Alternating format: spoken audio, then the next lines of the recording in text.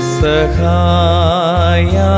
പെസഹാടിനെ നീ Kia Mshiha Modi പീച്ചരുളുക കൃപ നിൻ പെസഹായാൽ പെസഹായാൽ പെസഹാടിനെ നീ കിയ മശിഹാ മോദി പീച്ചരുളുക കൃപ നിൻ പെസഹായാൽ പെസഹായാൽ പെസഹാടിനെ നീ കിയ മശിഹാ മോദി പീച്ചരുളുക കൃപ നിൻ പെസഹായാൽ ലുക്കുമോറുത്ത ശുഭുഹത്തോ ലാബു ഈ കോറോ വലറു ഹതു കുദിശോസഗത്തോ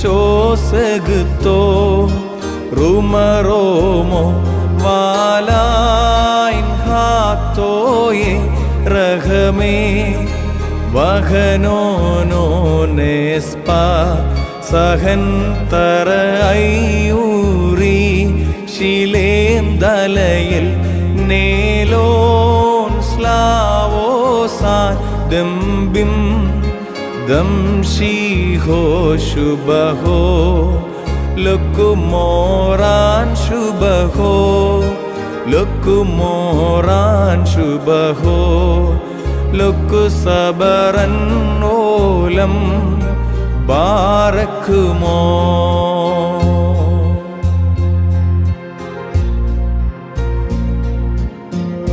Thank you friends for joining in this live, for watching. നമ്മളെ ഇന്ന് കർത്താവിൻ്റെ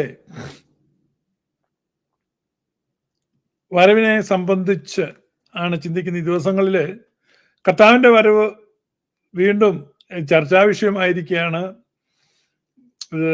ഈ പനി വരുന്നത് പോലെയാണ് കർത്താവിൻ്റെ വരവ് ചർച്ചാ വിഷയമാണ്. ഇടയ്ക്കിടയ്ക്ക് ഇങ്ങനെ എവിടെയെങ്കിലും ഒരു ഭൂകമ്പമോ ഒരു യുദ്ധമോ ഒക്കെ ഉണ്ടാകുമ്പോഴേക്കും അല്ലെങ്കിൽ ഒരു ടെൻഷൻസ് ഉണ്ടാകുന്ന സമയത്ത് പെട്ടെന്ന് കുറച്ച് മതഭ്രാന്തന്മാർ യേശു വരാറായി എന്ന് പറഞ്ഞ് രംഗത്ത് വരാറുണ്ട്. ഇപ്രാവശ്യവും പതിവ് തെറ്റിയിട്ടില്ല, കുറച്ച് ആളുകൾ രംഗത്ത് വന്നിട്ടുണ്ട്. അപ്പോൾ എന്നാണ് യേശു വരുന്നതിനെ കുറിച്ച് ബൈബിൾ പറഞ്ഞിട്ടുള്ളത്?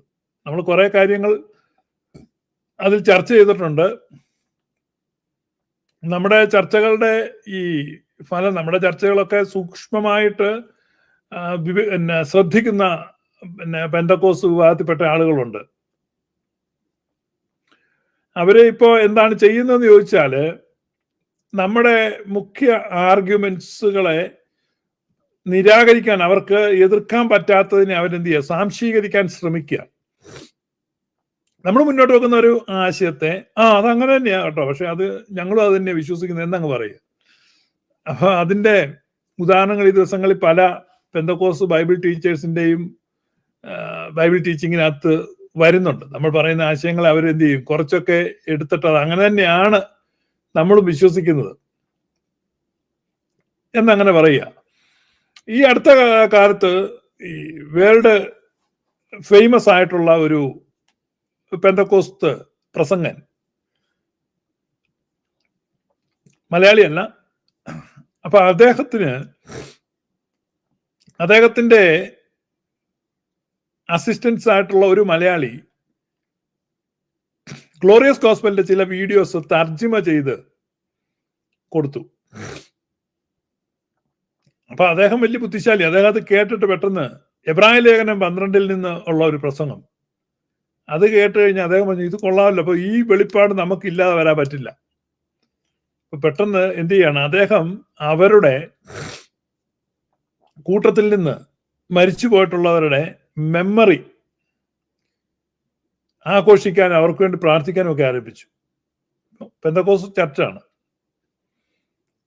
അമേരിക്കയിലും യൂറോപ്പിലും ശക്തമായ വേരുകളുള്ള ഒരു സഭ എന്ന് പറഞ്ഞാൽ ട്രെൻഡുകൾ അവര് മാറ്റിക്കൊണ്ടിരിക്കുകയാണ്.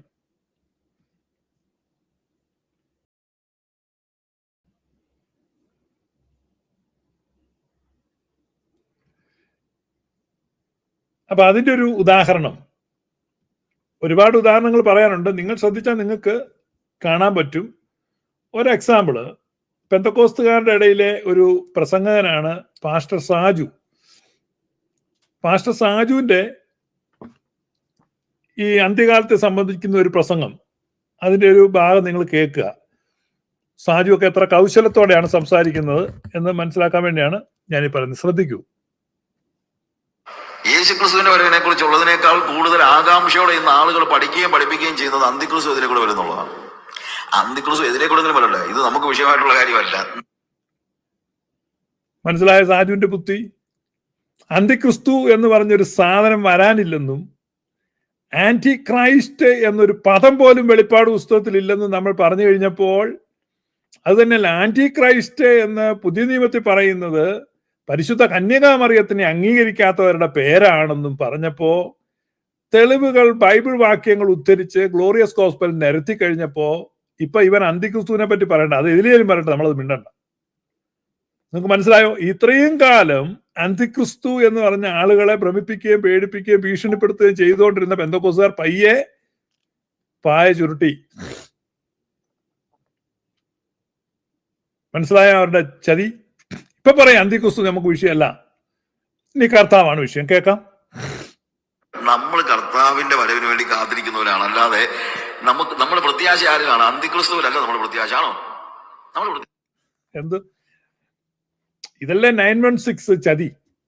ഇത്രയും നാൾ അന്തിക്രിസ്തുവിനെ പറ്റി പറഞ്ഞപ്പോ വിശുദ്ധ യോഹന്നാൻ ശ്ലീഹായുടെ സുവിശേഷത്തിൽ പറയുന്നു, യേശുക്രിസ്തു ജഡത്തിൽ വന്നു എന്ന് വിശ്വസിക്കാത്തവൻ ആരോ അവനാണ് അന്തിക്രിസ്തു. അന്തിക്രിസ്തു എന്നൊരു വാക്കില്ല ബൈബിളിൽ, എതിർ ക്രിസ്തു എന്നാണ്, ആന്റി ക്രൈസ്റ്റ് എന്നാണ്. അപ്പൊ ഈ ആന്റി ക്രൈസ്റ്റ് എന്ന് ഇംഗ്ലീഷിൽ എഴുതിയിരിക്കുന്ന ആന്റി എന്നുള്ളതിനെ മലയാളത്തിൽ ഏതോ ബിരുദൻ അന്തി എന്നാക്കി. ആന്റി ക്രൈസ്റ്റ് എന്നുള്ളത് അന്തി ക്രിസ്തു എന്നാക്കി. അങ്ങനെയാണ് ഈ അന്തിക്രിസ്തു എന്നൊരു, അങ്ങനെ ഒരു വാക്കേ ഇല്ല. ഈ പെന്തക്കോസ്തുകാർക്ക് മാത്രമുള്ള സാധനമാണ് അന്തിക്രിസ്തു. അപ്പൊ അന്തിക്രിസ്തു എന്ന് പറഞ്ഞാൽ അന്തിക്ക് വരുന്ന അന്തിയും പുലരിയും ഉണ്ടല്ലോ. നമ്മുടെ നാട്ടിൽ പണ്ട് തെങ്ങും പനയൊക്കെ ചെത്തുമ്പോൾ രാവിലെയും ചെത്തും വൈകുന്നേരം ചെത്തും. അപ്പൊ രാവിലത്തെ കള്ളിന് പുലരി എന്നും വൈകുന്നേരത്തെ കള്ളിന് അന്തി എന്നും പറയും. അപ്പൊ അന്തി മോന്തിയിട്ട് വരിക.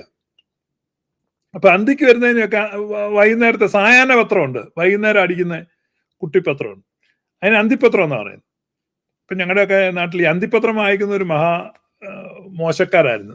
അപ്പൊ എനിക്ക് ചെറുപ്പത്തിൽ നല്ല വായനാശീലമുണ്ട്. അതിപ്പോ എല്ലാ പത്രവും വായിക്കും, എല്ലാ മാസികയും വായിക്കും ഇങ്ങനെ. അപ്പൊ എനിക്ക് അന്തിപ്പത്രം മാത്രം വായിക്കാം. അപ്പൊ എനിക്ക് വലിയൊരു ആഗ്രഹം, നീ അന്തിപ്പത്രം വായിക്കാം എന്താണ്. അപ്പൊ സന്ധ്യക്ക് ഇങ്ങനെ വരും. അപ്പം മുതിർന്നവരൊക്കെ ഓടിക്കും, പിള്ളേരല്ലേ, ഞാനൊക്കെ അന്തിപ്പത്രം. ഇപ്പൊ ഈ അന്തിപ്പത്രം എന്ന് പറഞ്ഞു കഴിഞ്ഞാൽ അതിനകത്ത് കുറച്ച് ഈ കോട്ടയം നഗരത്തിലെ കുറെ അച്ചായന്മാരുടെ വ്യഭിചാര കഥകളും അങ്ങനത്തെ കാര്യങ്ങളൊക്കെ ഉണ്ട്. അത് കുറെ കോപ്പി അടിച്ച് ആ പരിസരങ്ങളിലൊക്കെ വിതരണം ചെയ്യുകയും പിന്നെ ഈ പരാമർശിക്കപ്പെടുന്ന മുതലാളിമാരുടെ പൈസ മേടിക്കുക, അങ്ങനെയൊക്കെ ഉള്ളൊരു കാര്യമാണ്. അപ്പൊ ഇത് വായിച്ച് രസിക്കുന്ന, അപ്പൊ നമുക്കറിയത്തില്ല എന്താണ് ഈ അന്തിപ്പത്രം എന്ന്. പിന്നീട് ഈ കത്തോലിക്ക അച്ഛന്മാർ അന്തിപ്പത്രം അടിക്കാൻ തുടങ്ങി. അപ്പോഴേക്കും സെക്സ് കഥയൊക്കെ കുറെ കുറച്ചു. ദീപിക പത്രത്തിന്റെ ചുമതലയിൽ അവര് അന്തിപ്പത്രം ദേശസാൽക്കരിച്ചു. അപ്പൊ അതാണ് അന്തിപ്പത്രം. അന്തിക്ക് വരുന്നത്, ഈവനിങ്ങിൽ വരുന്നതിനാണ് അന്തിപ്പത്രം. അന്തിക്കള്ള്. അന്തിക്രിസ്തു എന്ന് പറഞ്ഞാൽ എന്താണ്? വൈകുന്നേരം പുള്ളി വരുന്നുണ്ടോ? Anti Christ. അപ്പൊ അതിന്റെ ശരിയായ മലയാളം എതിർ ക്രിസ്തു എന്നാണ്. അന്തിക്രിസ്തു എന്ന് പറഞ്ഞൊരു സാധനം ഇല്ല എന്ന് നിങ്ങൾ മനസ്സിലാക്കുക. ആന്റി ക്രൈസ്റ്റ് എന്ന് തർജ്ജമ ചെയ്യുമ്പോൾ എതിർ ക്രിസ്തു എന്ന് വേണം മലയാളത്തിൽ വരാൻ. അപ്പൊ എതിർ ക്രിസ്തു ആരാണെന്ന് യോഹന്നാൻ ശ്ലീഹ പറയുകയാണ്. യേശു ക്രിസ്തു ജഡത്തിൽ വന്നു എന്ന് വിശ്വസിക്കാത്തവൻ ആരോ അവനാണ് എതിർ ക്രിസ്തു. ജഡത്തിൽ വരിക എന്ന് പറഞ്ഞാൽ കന്യകാമറിയത്തിൽ നിന്ന് ജനിച്ചു, ശരീരിയായി തീർന്നു. ഇപ്പൊ ജൂവിഷ് പാരമ്പര്യ യഹൂദ സമ്പ്രദായം അനുസരിച്ച് അവിടെ മട്രിലീനിയർ ഡിസെൻഡൻസി ആണ് എന്ന് പറഞ്ഞു കഴിഞ്ഞാൽ ഒരു അമ്മ യഹൂദ സ്ത്രീ ആണെങ്കിൽ അവന് യഹൂദനായിട്ട് കണക്കാക്കുള്ളൂ. അപ്പൻ യഹൂദനാണ്, അമ്മ വേറെ ജാതിപ്പെട്ടാണ്, യഹൂദനായിട്ട് കണക്കാക്കത്തില്ല. പെട്രിലീനിയർ ഡിസെൻഡൻസി അല്ല, മാട്രിലീനിയർ ഡിസെൻഡൻസി ആണ് യഹൂദന്മാർ പ്രാക്ടീസ് ചെയ്യുന്നത്. എന്ന് പറഞ്ഞാൽ അമ്മ യഹൂദ സ്ത്രീ ആയിരിക്കണം, നിർബന്ധമാണ്. അപ്പൊ മട്രിലീനിയർ ഡിസെൻഡൻസിയിൽ താൻ ഒരു യഹൂദനല്ല എന്ന ഒരു കുറ്റബോധം ഈശായിക്ക് ഉണ്ടായപ്പോഴാണ് നിസിബിസിനെ ഒഴിവാക്കുന്നത്. അപ്പം ഞാൻ പറഞ്ഞു വന്നതെന്ന് വെച്ച് കഴിഞ്ഞാൽ ഈ മട്രിലീനിയർ ഡിസെൻഡൻസി ആണ് യഹൂദന്മാര് പ്രാക്ടീസ് ചെയ്യുന്നത്. അതുകൊണ്ട് കന്യകാമറിയത്തിന്റെ മകനായിട്ട് വരുമ്പോഴാണ് യേശു യഹൂദനാകുന്നത്. അല്ലെ, യേശുവിന് യഹൂദനാകാൻ പറ്റില്ല. അവനോ സ്വന്തത്തിലേക്ക് വന്നു എന്നാ പറഞ്ഞത്. സ്വന്തത്തിലേക്ക് വരണമെങ്കിൽ മറിയത്തിൽ നിന്ന് ജഡം ധരിക്കണം. ജഡം സംബന്ധിച്ച് ദാവീദിന്റെ സന്തതിയിൽ നിന്ന് ജനിച്ചു എന്ന് റോമാലേഖനത്തിൽ 1:5 പൗലോസ് രേഖപ്പെടുത്തിയിരിക്കുകയാണ്. അപ്പൊ ജഡം സംബന്ധിച്ച് concerning flesh, born from the seed of David. അപ്പൊ ദാവീദിന്റെ സന്തതിയിൽ നിന്ന് ജനിച്ചു എന്ന് പറയുമ്പോൾ ആ ദാവീദിന്റെ സന്തതി കന്യകാമറിയമാണ്. അപ്പൊ കന്യകാമറിയത്തിന്റെ മകനാണ് യേശു. പിതൃസുതനെ യേശു മറിയസുത എന്നാണ് യാക്കോബായക്കാർ പാടുന്നത്. അപ്പൊ യേശുക്രിസ്തു കന്യകമറിയാത്തിന്റെ മകനാണ് എന്ന് കോസാർക്ക് വലിയ ബുദ്ധിമുട്ട് അംഗീകരിക്കാൻ. മറിയം ദൈവമാതാവാണ്. അപ്പൊ അതുകൊണ്ടാണ് നമ്മുടെ പാത്രിയർക്കീസ് മോർ സേവോറിയോസ് സുറിയാനിക്കാരുടെ കിരീടവും ദൈവത്തിന്റെ സഭ മുഴുവന്റെയും വിവേകമുള്ള വായുത്തുണും മൽപ്പാനും പുഷ്പങ്ങൾ കൊണ്ട് നിറഞ്ഞ മേച്ചിൽ സ്ഥലവും മറിയം സംശയം കൂടാതെ ദൈവമാതാവെന്ന് എല്ലായ്പ്പോഴും പ്രസംഗിച്ചവനുമായ നമ്മുടെ പാത്രിയർക്കീസ് മോർ സേവോറിയോസ് പാത്രിയർക്കീസിന് എന്താ പ്രശ്നമല്ലോ ഉണ്ടായിരുന്നു? അദ്ദേഹം എപ്പോഴും ഇത് പ്രസംഗിച്ചുകൊണ്ടിരുന്നത്. കാരണം Christ and anti Christ. Who is anti Christ? ഈ കന്യകാമാതാവിന്റെ ദൈവമാതാവെന്ന ആ സ്ഥാനത്തെ നിഷേധിക്കുന്നവനാണ് ആന്റി ക്രൈസ്റ്റ്. അർത്ഥാൽ ഇവിടുത്തെ പെന്തക്കോസുകാർ, ഈ പ്രസംഗം പറയുന്ന സാജു ജോൺ മാത്യു അടക്കമുള്ളവരാണ് ആന്റി ക്രൈസ്റ്റ്. ഇപ്പൊ അത് ഗ്ലോറിയസ് ഗോസ്പൽ ഇവിടെ പറഞ്ഞ് ആവർത്തിച്ചു പറഞ്ഞ് ഡിബേറ്റുകളിൽ പറഞ്ഞ് പലതവണ പറഞ്ഞ് ഇവര് തലകുത്തിയിരുന്ന് ബൈബിൾ വായിച്ചു, വലിയ ലെൻസ് ഒക്കെ മേടിച്ചു വെച്ചിരുന്ന് വായിച്ചു. മനസ്സിലായി നമ്മൾ പറയുന്നതാണ് ശരി, പരുവക്കേടാണ്. ഇനി അന്തിക്രിസ്തു എന്ന വാക്കുകൊണ്ട് ഇറങ്ങിയാൽ പരുവക്കേടാണ്. അന്തിക്രിസ്തു, ആന്റി ക്രൈസ്റ്റ്. അന്തിക്രിസ്തു ഇല്ല, എതിർ ക്രിസ്തു. എതിർ ക്രിസ്തു എന്ന് പറഞ്ഞ ആരാണ് എതിർ ക്രിസ്തു? കന്യകമറിയാമിനെ ദൈവമാതാവായിട്ട് അംഗീകരിക്കാത്തവൻ എതിർ ക്രിസ്തുവാണ്. കന്യകാമറിയത്തിനെ ദൈവമാതാവായിട്ട് അംഗീകരിക്കാത്തവനാണ് എതിർ ക്രിസ്തു. അല്ലാതെ യെരുശലേമിൽ വന്നിരുന്ന് ലോകം മുഴുവൻ ഭരിക്കുന്ന ഒരു എതിർ ക്രിസ്തു ഇല്ല. അങ്ങനെ ഒരു എതിർ ക്രിസ്തു ഇല്ല. എതിർ ക്രിസ്തു ആരാണെന്ന് പറഞ്ഞു സാജു ജോൺ അത്യാവശ്യം പള്ളിക്കൂടത്തിൽ പോയിട്ടുണ്ട്. അവൻ ഗ്ലോറിയസും കേട്ടു, വേദോത്സവം വായിച്ചു, ഒത്തു നോക്കി, സംഗതി വരുവക്കേടാന്ന് മനസ്സിലായപ്പോ പറയാ, നമ്മള് അങ്ങനെ അന്തിക്രിസ്തുവിന് വേണ്ടി ഒന്നും കാത്തിരിക്കണ്ട. പുള്ളിക്ക് അന്തിക്രിസ്തു എന്നുള്ള എതിർ ക്രിസ്തു ഇതുവരെ മനസ്സിലായിട്ടില്ല. പുള്ളി പറഞ്ഞു നമുക്ക് അങ്ങനെ അന്തിക്രിസ്തുവിന് വേണ്ടി ഒന്നും കാത്തിരിക്കണം, നമുക്ക് ഇനി ഒരു കാര്യം ചെയ്യാം, നമുക്ക് കർത്താവിന് വേണ്ടി അങ്ങോട്ട് കാത്തിരിക്കാം. എങ്ങനെയുണ്ട് പെന്തക്കോസ്തുകാരന്റെ ബുദ്ധി? അല്ലേ, 1999 തൊട്ടാണെന്ന് പോലും നമുക്ക് പറയാൻ പറ്റത്തില്ല. 2001 തൊട്ടാണ് അന്ത്യകാലം തുടങ്ങി നമുക്ക് പറയാൻ പറ്റുമോ? 1999 വലിയ കോലാഹലമായിരുന്നുള്ള പത്രങ്ങളും പറഞ്ഞെന്നുള്ളതേ ഉള്ളൂ. ഇവിടെ നമ്മൾ കാണുന്നത് ദൈവം നമുക്ക് നൽകിയിരിക്കുന്ന കാര്യങ്ങളെ പോലും വിലക്കുന്ന ആളുകൾ. അപ്പോൾ ഒന്നുകിൽ ലോകത്തോടോ പറയുന്നത്, ദാറ്റ് മീൻസ് അന്ന് എന്ത് ചെയ്തിട്ടുണ്ട്? അന്ത്യകാലം തുടങ്ങിയിട്ടുണ്ട്. അതുകൊണ്ട് അന്ത്യകാലം ഏതെങ്കിലും ഒരു പ്രത്യേക കാലയളവിൽ തുടങ്ങുന്നു എന്ന് നമുക്ക് പറയാൻ പറ്റില്ല. അന്ത്യകാലം ഓൾറെഡി തുടങ്ങിക്കഴിഞ്ഞു. കർത്താവിന്റെ സ്വർഗാരോഹണം മുതൽ, അതുകൊണ്ട് ഞാൻ പറഞ്ഞത്, കർത്താവിന്റെ സ്വർഗാരോഹണം മുതൽ കർത്താവിന്റെ 2ാം വരവ് വരെയുള്ള ദീർഘമായ കാലയളവിനെ വേദപുസ്തകം വിളിക്കുന്നതാണ് എന്ത്? അന്ത്യകാലം എന്ന് പറയുന്നത്. പ്ലേറ്റ് മാറ്റി കണ്ടോ? അതായത് അന്ത്യകാലം എന്താണെന്ന് നമ്മൾ വളരെ വ്യക്തമായി പറഞ്ഞു. ഇപ്പൊ ഇത് അന്ത്യകാലമാണെന്നും പറയാൻ പറ്റില്ല. എന്നാണ് ഈ അന്ത്യകാലം? പ്രവൃത്തികളുടെ പുസ്തകം 2-ാം അധ്യായത്തിൽ പെന്തക്കോസ്ത് നാളിൽ പരിശുദ്ധാത്മാവിനാൽ നിറഞ്ഞ സ്ലീഹന്മാരുടെ ആദ്യത്തെ പ്രഭാഷണം പത്രോസ്ലീഹ നടത്തുകയാണ്. അപ്പൊ അവിടെ എന്താ പറയുന്നത് പത്രോസ്ലീഹ? നിങ്ങൾ ഊഹിക്കുന്നത് പോലെ ഇവർ ലഹരി പിടിച്ചവരല്ല.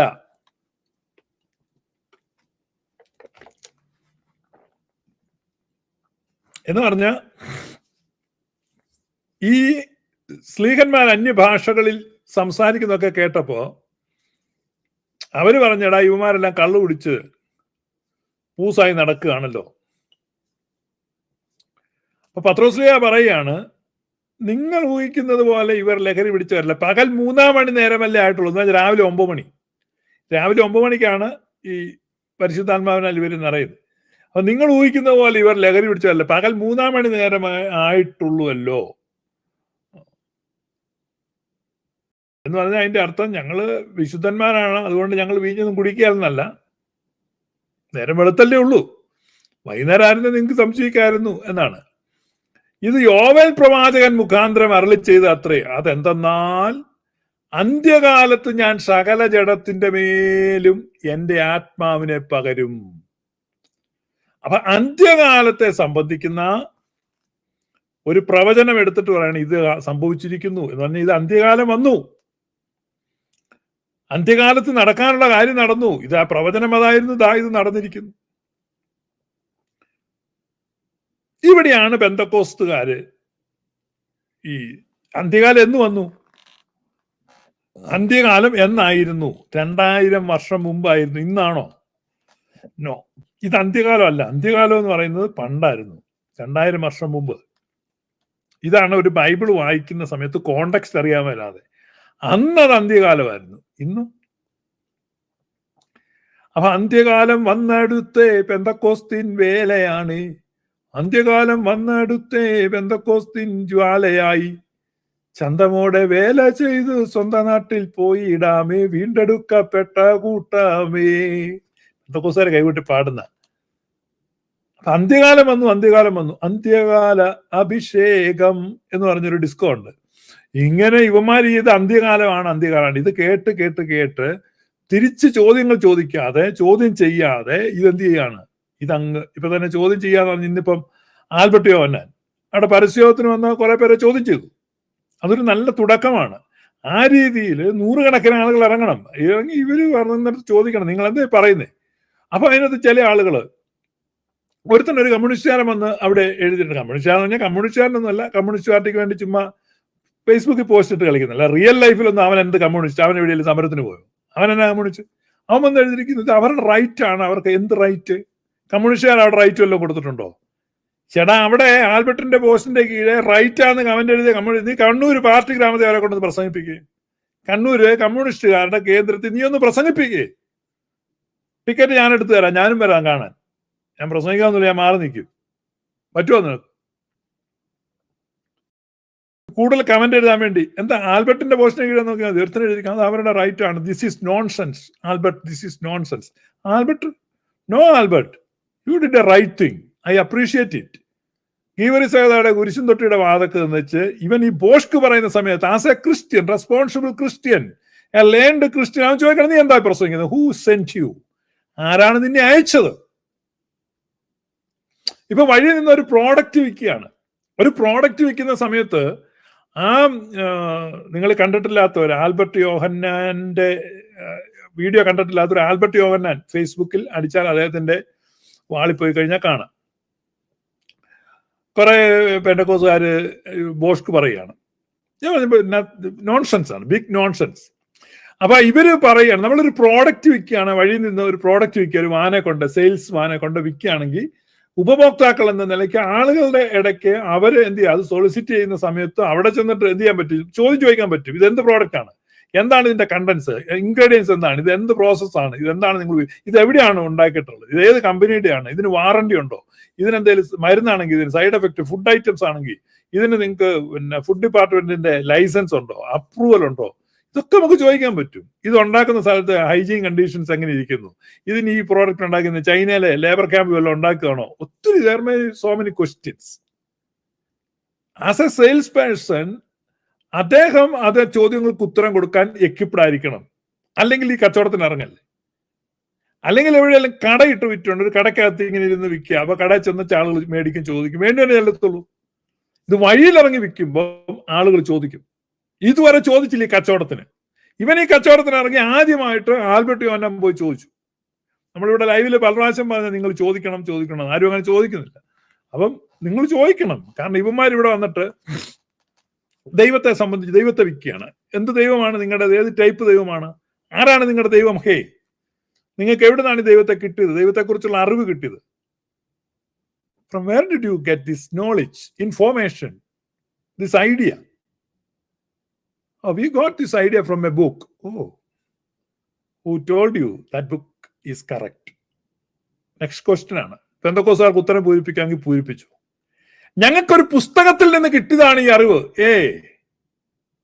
അപ്പൊ നിങ്ങൾക്ക് ഗ്രീക്ക് പുരാണങ്ങളോ ഇതിഹാസങ്ങളോ ഒക്കെ വായിച്ചിട്ട് അത് വെച്ച് പ്രസംഗിക്കാമല്ലോ. അല്ലെങ്കിൽ ഈ തെക്കേ അമേരിക്കയിലെ കുറെ കഥകളുണ്ട്, അത് വെച്ച്. എന്താ നിങ്ങൾ അതൊന്നും വെച്ച് പ്രസംഗിക്കാത്തത്? കാരണം അവിടെ ഗീവറീസാദയുടെ കുരിശുമൂടുണ്ട്, അവിടെ ക്രിസ്ത്യാനികളുണ്ട്, ഓൾറെഡി ഒരു ക്രിസ്ത്യൻ ചർച്ച് 2000 വർഷമായിട്ട് ഈ ഭൂമി നിൽക്കുന്നുണ്ട്, അതിനകത്തെ അംഗങ്ങളുണ്ട്. അപ്പൊ അവരുടെ പുസ്തകം വെച്ച് അവരുടെ ദൈവങ്ങളുടെ പേര് വെച്ച് ഇച്ചിരി കോട്ടി മാറ്റി പറഞ്ഞ് അവരെ തോണ്ടിക്കൊണ്ട് പോകാൻ എളുപ്പമുണ്ട്. വേറൊരു ദൈവത്തെ പറഞ്ഞ് അവർ അംഗീകരിക്കത്തില്ല. അപ്പൊ അവരുടെ ദൈവമാണെന്ന് തോന്നിപ്പിക്കുന്ന വിധത്തിൽ യേശു എന്ന് പറഞ്ഞു കഴിയുമ്പം ഇത് ക്രിസ്ത്യാനികൾ തെറ്റിദ്ധരിക്കും. അങ്ങനെയാണ് കഴിഞ്ഞ നാളുകളിൽ ആളുകൾ പെന്തക്കോസിലേക്ക് പോയത്. പെന്തക്കോസുകാർക്ക് ക്രിസ്ത്യാനിറ്റി ആയിട്ട് യാതൊരു ബന്ധവും ഇല്ല. അവർ ക്രിസ്തീയ സുവിശേഷമോ യേശു ക്രിസ്തുവിന്റെ ഉപദേശമോ അപ്പോസ്തലന്മാരുടെ ഉപദേശമോ അല്ല പറയുന്നത്. ഒരു ബന്ധവും ഇല്ല. ഇത് ഇവർക്ക് എവിടുന്നാ കിട്ടിയത്? As a question, from where did you get it? ഞങ്ങളൊരു പുസ്തകം കടയിൽ നിന്ന് മേടിച്ചു. കൊള്ളാമല്ലോ. അപ്പൊ കടയിൽ നിന്ന് മേടിച്ചു കൂടെ കടക്കാരൻ ദൈവത്തെ കൂടെ തന്നോ പൊതിഞ്ഞ്? പുസ്തകമല്ലേ കിട്ടിയുള്ളൂ. ഒരു ഫ്രിഡ്ജിന്റെ മാനുവൽ മേടിക്കുന്ന പോലെയേ ഉള്ളൂ. ബൈബിൾ വാങ്ങുക എന്ന് പറഞ്ഞാൽ ഒരു ഫ്രിഡ്ജ്, നമ്മുടെ റെഫ്രിജറേറ്റർ, ഫ്രിഡ്ജ് എന്ന് പറഞ്ഞ കമ്പനിയുടെ പേരാട്ടോ. അവർ റെഫ്രിജറേറ്റർ മേടിച്ചു. എനിക്ക് ഫ്രിഡ്ജിന്റെ ഒരു റെഫ്രിജറേറ്റർ ഉണ്ടായിരുന്നു നേരത്തെ. ആ കമ്പനിയൊക്കെ ക്ഷയിച്ചു പോയി. അപ്പൊ ഈ റെഫ്രിജറേറ്റർ മേടിക്കാം. അപ്പൊ അതിന്റെ മാനുവൽ കിട്ടി. ആ മാനുവൽ നൈസ് കിട്ടത്തില്ല, തണുത്ത വെള്ളം കിട്ടത്തില്ല, ഒന്നുമില്ല. അപ്പൊ ഒരു മാനുവൽ പോലെ ഈ ബൈബിൾ നിങ്ങൾ വാങ്ങി, പക്ഷെ നിങ്ങൾക്ക് ക്രിസ്തുവിനെ എവിടെ നിന്ന് കിട്ടി? Who install Christ in you? Only authentic church can install Christ. അതാണ് ക്രിസ്മേഷൻ എന്ന് പറയുന്നത്. അപ്പൊ ക്രിസ്മേഷൻ കിട്ടിയവനാണ് ക്രിസ്ത്യാനി. ക്രിസ്മേഷൻ ഇല്ല, നീ എങ്ങനെ ക്രിസ്ത്യാനി ആയത്? Who told you that you are a Christian? ഈയിടെ ബോംബെ ഹൈക്കോടതിയുടെ ഒരു വിധി ഉണ്ടായിരുന്നു. ബോംബെ ഹൈക്കോടതിയുടെ വിധി ക്രിസ്തുവിന്റെ പാട്ട് പാടുന്നത് കൊണ്ടോ ക്രിസ്തുവിന്റെ ഫോട്ടോ വീട്ടിൽ വെക്കുന്നത് കൊണ്ടോ ആൾ ക്രിസ്ത്യാനി ആവില്ല. ഈ കഴിഞ്ഞ ദിവസത്തെ ഒരു 1 week ago ഞാൻ വായിച്ച അവിടെ ഒരു വീട്ടുകാർക്ക് ദളിത് സംവരണം ആനുകൂല്യം നിഷേധിച്ചു. അപ്പൊ ഒരു കമ്മീഷൻ പോയി അവരുടെ വീട്ടിൽ നോക്കിയിട്ട് ഇവര് ക്രിസ്ത്യാനികളാണ്, കാരണം അവരുടെ വീട്ടിൽ യേശു ക്രിസ്തുവിന്റെ ഒരു ഫോട്ടോ ഇരിക്കും. അപ്പൊ കോടതിയിൽ അവർ കേസ് കൊടുത്തു. അപ്പൊ കോടതി പറഞ്ഞു യേശു ക്രിസ്തു പറഞ്ഞ ലോകം മുഴുവൻ അറിയപ്പെടുന്ന ഒരു വ്യക്തിത്വം, യേശുവിന്റെ ഒരു photo, may be they like Jesus. മനസ്സിലായോ? കൃഷ്ണന്റെ വിഗ്രഹം എന്റെ വീട്ടിലിരിപ്പുണ്ടെങ്കിൽ ഞാൻ ഹിന്ദു ആവില്ല. എനിക്ക് ആ കൃഷ്ണന്റെ ആ ഒരു ശില്പം കണ്ടപ്പോൾ അതിനോടുള്ള ഇഷ്ടം കൊണ്ടായിരിക്കും ഞാനത് മേടിച്ചു വെച്ചാണ് ഞാൻ ഹിന്ദു ആവും. അപ്പൊ യേശുക്രിസ്തുവിന്റെ ഫോട്ടോ വീട്ടിൽ വെച്ചാൽ അവൻ ക്രിസ്ത്യാനിയാവില്ല. ക്രിസ്ത്യാനിയാവണമെങ്കിൽ മാമോദിസ ഏറ്റ് വേണം ക്രിസ്ത്യാനിയാകാൻ എന്ന് ബോംബെ കോടതി വിധിച്ചിട്ടുണ്ട്. അപ്പൊ നിങ്ങൾ ഡ്രം അടിച്ചു പൊട്ടിച്ചത് കൊണ്ടോ കൈ കൊട്ടിയത് കൊണ്ടോ നിങ്ങൾ ക്രിസ്ത്യാനിയാകത്തില്ല. നിങ്ങൾക്ക് എങ്ങനെയാണ് ക്രിസ്ത്യാനിയാകാൻ പറ്റുന്നത് പെന്തക്കോസ്തുകാരന്? അപ്പൊ മാമോദിസ സ്വീകരിക്കണം. അത് ഞങ്ങൾ മുക്കിയല്ലോ. അതെങ്ങനെ മുക്കി? ഞാൻ അവനെ മുക്കി, അവൻ തിരിച്ച് എന്നെ മുക്കി. നമ്മൾ കണ്ടില്ലായിരുന്നോ? നിങ്ങൾ കണ്ടില്ലായിരുന്നോ? പൂതനയുടെ സ്നാനം, അങ്ങോട്ട് മുക്കി തിരിച്ചിങ്ങോട്ട് മുക്കി, അങ്ങനെ ഞാൻ അങ്ങോട്ട് മുക്കി അവരിങ്ങോട്ട് മുക്കി, അത്രേ ഉള്ളൂ. അപ്പൊ അങ്ങനെ തുടങ്ങിയ ഒരു പരിപാടിയാണ് ഈ മണി ചെയിൻ തട്ടിപ്പ് എന്ന് പറഞ്ഞാൽ. നിങ്ങൾ കണ്ടിട്ടുണ്ടോ മണി ചെയിൻ തട്ടിപ്പ്?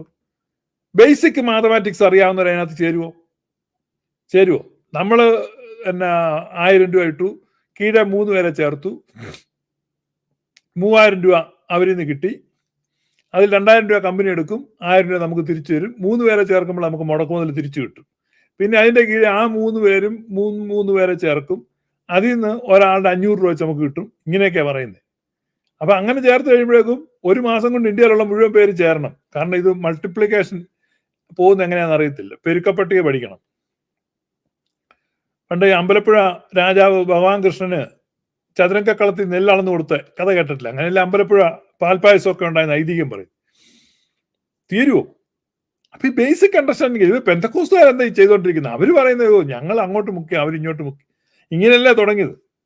പെന്തക്കോസ്തിലെ പൂർവിക സായിപ്പിനെ മുക്കിയത് ആരാണ്?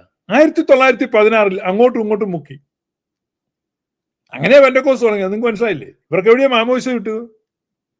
1916 അവർ അങ്ങോട്ടും ഇങ്ങോട്ടും മുക്കി തുടങ്ങിയതാണ് പെന്തക്കോസ്ത്. No authority ഉണ്ടത്തില്ല. അത് നമ്മൾ നോക്കണ്ടെന്നേ.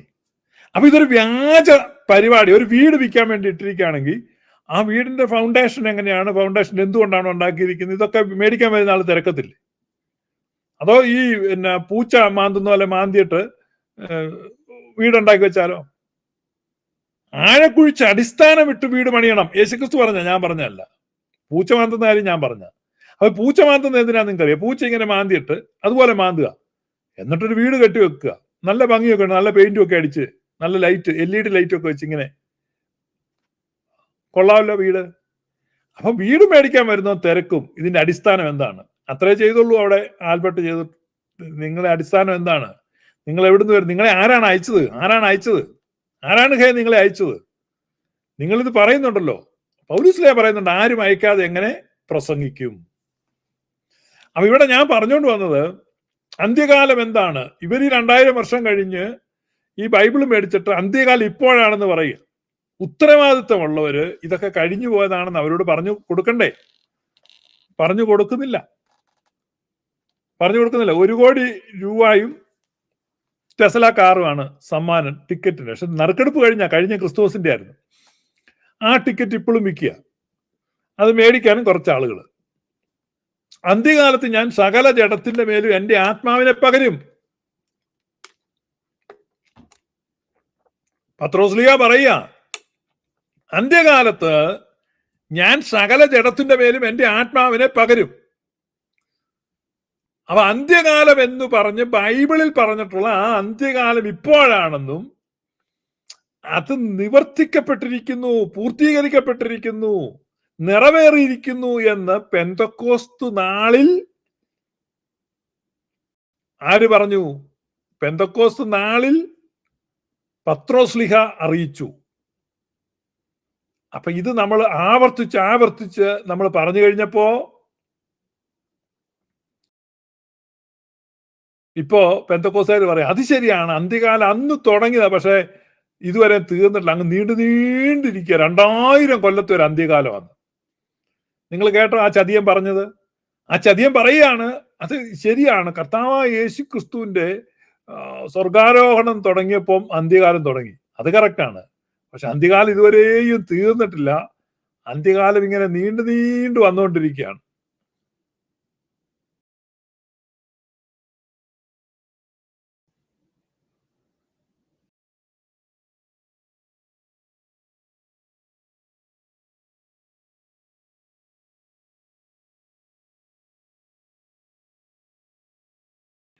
അന്ത്യകാലം എന്താണ്? 2000 കൊല്ലം നീളമുള്ളതാണ്. അപ്പൊ അന്ത്യകാലം യേശുക്രിസ്തുവിന്റെ സ്വർഗാരോഹണത്തിൽ ആരംഭിച്ചു എന്ന് അംഗീകരിച്ചു. ഇനി അന്ത്യകാലം അവസാനിച്ചു എന്ന് ഇവർക്ക് അങ്ങോട്ട് വിശ്വസിക്കാൻ പറ്റുന്നില്ല. അതിനെപ്പറ്റിയാണ് നമ്മൾ പറയുന്നത്.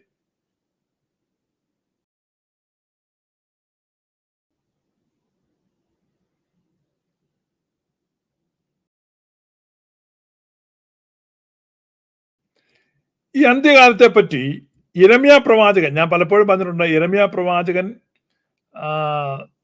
ദൈവത്തിന്റെ ഹൃദയത്തെ കുറെ കണ്ട ഒരു പ്രവാചകനാണ്.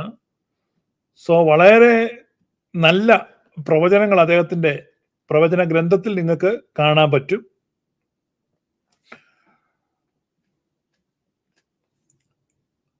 ഈ ഗ്ലിംസസ് ഓഫ് ട്രൂത്ത്, സത്യത്തിന്റെ നിഴലാട്ടങ്ങൾ നിങ്ങൾക്ക് ആ പ്രവചനത്തിൽ കാണാൻ പറ്റും. അതുകൊണ്ടാണ് ദൈവം പണ്ട് ഭാഗമായും വിവിധമായും അംശമായും പ്രവാചകന്മാരിലൂടെ നമ്മുടെ പിതാക്കന്മാരോട് സംസാരിച്ചു എന്ന് പറയുന്നത്.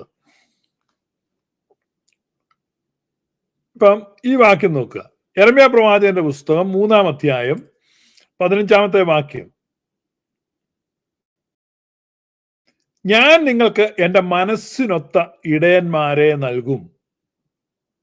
ഞാൻ നിങ്ങൾക്ക് എൻ്റെ മനസ്സിന് ഒത്ത ഇടയന്മാരെ നൽകും. അവർ നിങ്ങളെ ജ്ഞാനത്തോടും ബുദ്ധിയോടും കൂടെ മേയിക്കും.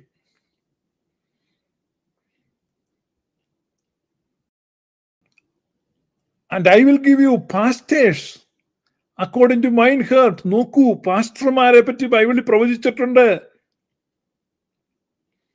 ഇവിടെയാണ് ഈ പെന്തക്കോസുകാർ പാസ്റ്റർ എന്ന വാക്ക് ഈ പെന്തക്കോസുകാരുടേതാണെന്നും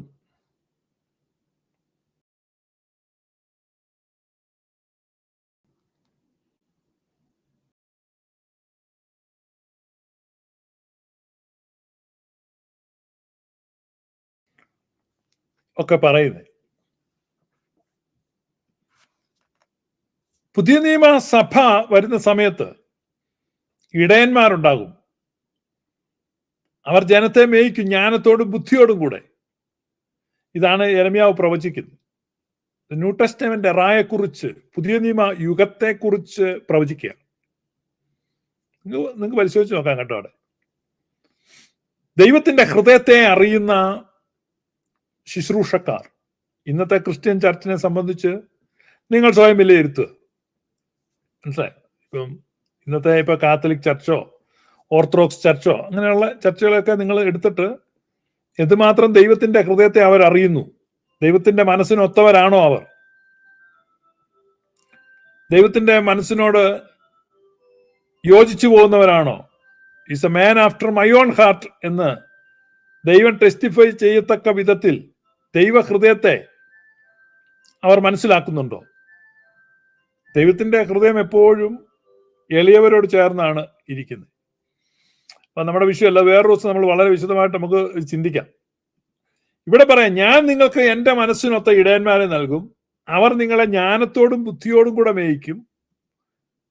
ഇനി നോക്ക്, അങ്ങനെ നിങ്ങൾ ദേശത്ത് വർദ്ധിച്ചു പെരുകുമ്പോൾ ആ കാലത്ത് യഹോവയുടെ നിയമപ്പെട്ടകമെന്ന് ഇനി പറകയില്ല, അത് മനസ്സിൽ വരികയില്ല, അതിനെ ഓർക്കയില്ല, ചെന്ന് കാണുകയില്ല, അതിനി ഉണ്ടാക്കുകയുമില്ല എന്ന് കർത്താവിന്റെ അരുളപ്പാട്. കണ്ടോ? And it shall come to pass when you be multiplied and increased in the land in those days, says the Lord, they shall say no more the ark of the covenant of the Lord, neither shall it come to mind, neither shall they remember it, neither shall they visit it, neither shall that be done anymore, that be done anymore, that be done anymore. No, no, no, no. It's a prophecy.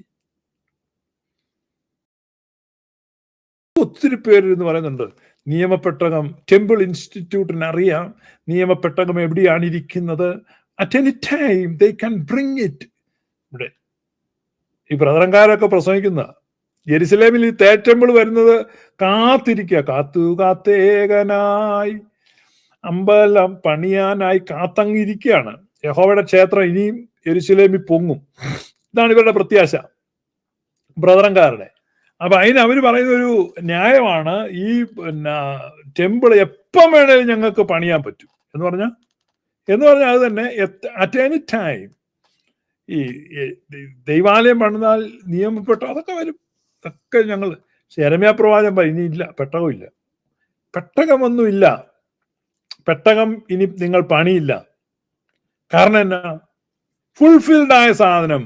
പിന്നെ എങ്ങനെയാ പണിയുന്നേ? സാക്ഷാൽ നിയമപ്പെട്ടകമായ പരിശുദ്ധ കന്യകാമറിയം ദൈവത്തിന്റെ വചനത്തെ ജഡമായി തന്റെ ഉദരത്തിൽ കൈക്കൊണ്ടു.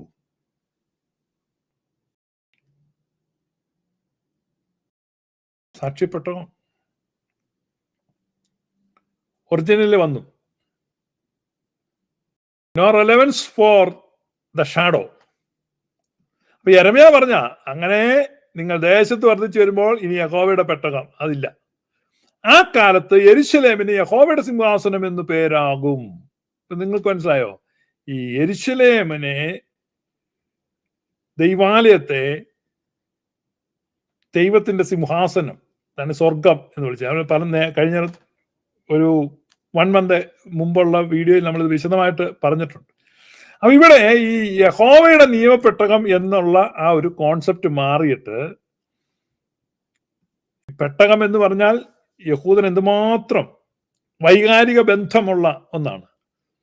അതിനി ഉണ്ടാവില്ലെന്നാണ് പ്രവചനം. അതുണ്ടായില്ലെങ്കിൽ എന്താണ് സ്ഥിതി? അന്ത്യകാലമാണ്.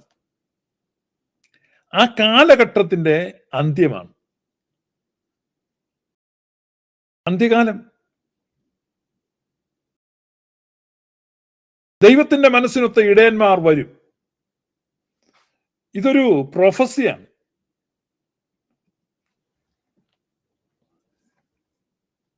നിങ്ങൾക്കറിയാമോ, ഇപ്പം അബ്രഹാം കഴിഞ്ഞ ദിവസം ആരോ വന്നിട്ട് ചോദിച്ചു, അബ്രഹാം ഇങ്ങനെ ഈ ദൈവശില്പിയായ നഗരത്തിന് വേണ്ടി കാത്തിരുന്നു.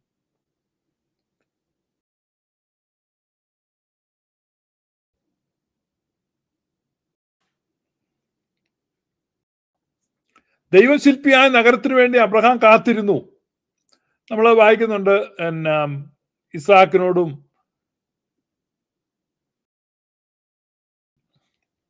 യാക്കോബിനോടും കൂടെ ഒരുമിച്ച് കൂടാരങ്ങളിൽ പാർത്തുകൊണ്ട് ദൈവശില്പിയായി നിർമ്മിച്ചതും അടിസ്ഥാനങ്ങളുള്ളതുമായ നഗരത്തിനു വേണ്ടി അവൻ കാത്തിരുന്നു.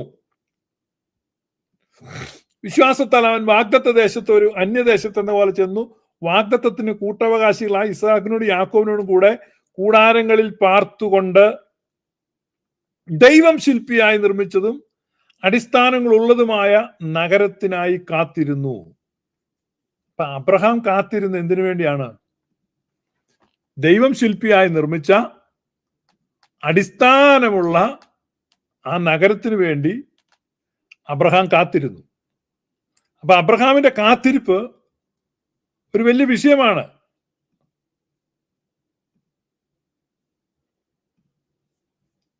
Abraham was waiting. അബ്രഹാമിന്റെ കാത്തിരിപ്പ്. അപ്പൊ നമ്മൾ ഇവിടെ ഈ കാത്തിരിപ്പിനെ പറ്റി ആണ് നമ്മൾ ചിന്തിക്കുന്നത്. രണ്ട് കാത്തിരിപ്പ് ഉണ്ട്. രണ്ട് കാത്തിരിപ്പ് പുതിയ നിയമത്തിൽ രണ്ട് കാര്യങ്ങൾക്ക് കാത്തിരിക്കാൻ പറഞ്ഞു. ഒന്ന് പരിശുദ്ധ റൂഹായിക്ക് വേണ്ടി കാത്തിരിക്കാൻ പറഞ്ഞു. രണ്ട് കർത്താവിന്റെ മടങ്ങിവരവിന് കാത്തിരിക്കാൻ പറഞ്ഞു. ഇത് രണ്ട് കാത്തിരിപ്പ് ആരോടാ പറഞ്ഞത്? ഫസ്റ്റ് സെഞ്ചുറി ചർച്ചിനോടാണ് പറഞ്ഞത്. ഇത് രണ്ടിനെയും കാത്തിരുന്നോളാം. ഇപ്പോഴും പരിശുദ്ധാത്മാവിന് വേണ്ടി കാത്തിരിക്കുന്നവരുണ്ട് കേട്ടോ. പെന്തക്കോസ്തുകാർ പാവങ്ങള് പരിശുദ്ധാത്മാവിന് വേണ്ടി കാത്തിരിക്കാൻ സ്ലീഹന്മാരോട് പറഞ്ഞ് പരിശുദ്ധാത്മാവ് വരികയും ചെയ്തു. ഇവരെന്തിനാ ഇപ്പൊ കാത്തിരിക്കുന്നെന്ന് മനസ്സിലാകുന്നില്ല. ഞാനും കാത്തിരുന്നിട്ടുണ്ട്, കാത്തിരിപ്പ് നടത്തിയിട്ടുണ്ട്. ടാരി മീറ്റിംഗ് എന്നാണ് പെന്തക്കോസ്തിൽ അതിന്റെ ഓമന പേര്. ടാരി മീറ്റിംഗ്. ഈ കഴിഞ്ഞ ദിവസം ആരാണ്ട് ടാരി മീറ്റിങ്ങിന് പോകുന്നു കേട്ടോ. എന്ത് ടാരി മീറ്റിംഗ്? ടാരി ചെയ്യാൻ കാത്തിരിക്കാൻ പറഞ്ഞത് ആരോടാണ്?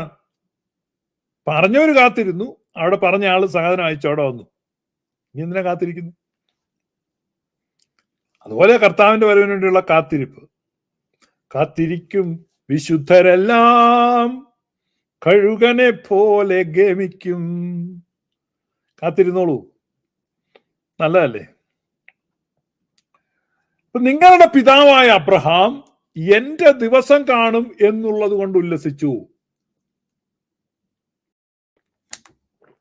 അവൻ അത് കണ്ട് സന്തോഷിച്ചുമിരിക്കുന്നു എന്നുത്തരം പറഞ്ഞു.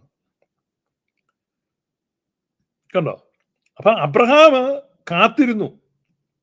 ദൈവം ശില്പിയായി നിർമ്മിച്ച അടിസ്ഥാനമുള്ള നഗരത്തിനു വേണ്ടി ആര് കാത്തിരുന്നു?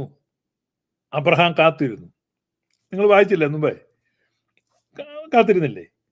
ആ കാത്തിരുന്ന അബ്രഹാം ഇപ്പോൾ യേശുക്രിസ്തുവിനെ കണ്ട് സന്തോഷിക്കുക.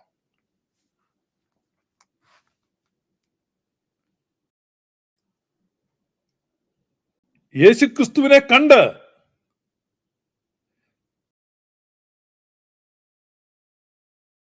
സന്തോഷിക്കുകയാണ്. That means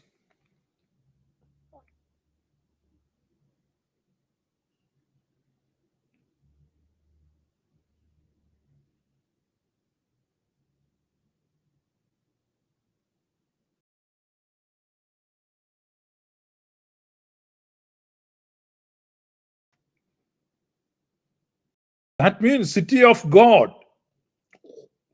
എന്താണ് ഈ സിറ്റി ഓഫ് ഗോഡ്? ദൈവനഗരം.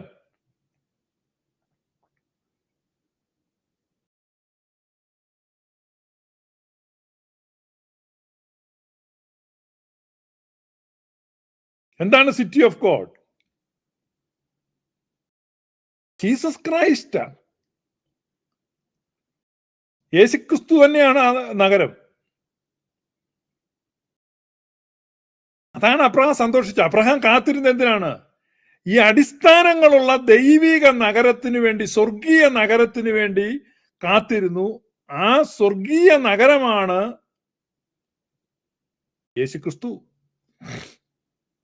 ഒരു നഗരത്തെ സംബന്ധിച്ചാണ് യേശുക്രിസ്തു വന്ന് മത്തായി ശ്ലീഹായുടെ സുവിശേഷം 5-ാം അധ്യായം മലയിലെ പ്രസംഗം. അവിടെ പറയുന്നുണ്ട്, മലമേലുള്ള പട്ടണം മറഞ്ഞിരിക്കാൻ പറ്റില്ല. മലമേൽ ശോഭിക്കുന്ന പട്ടണം.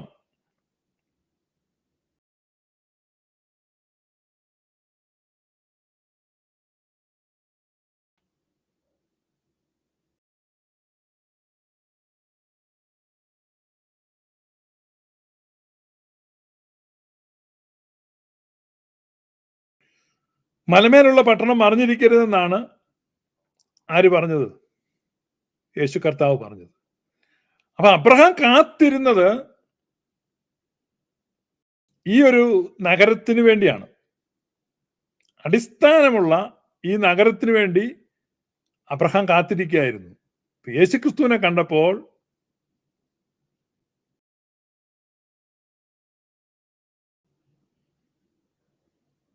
അബ്രഹാം സന്തോഷിച്ചു.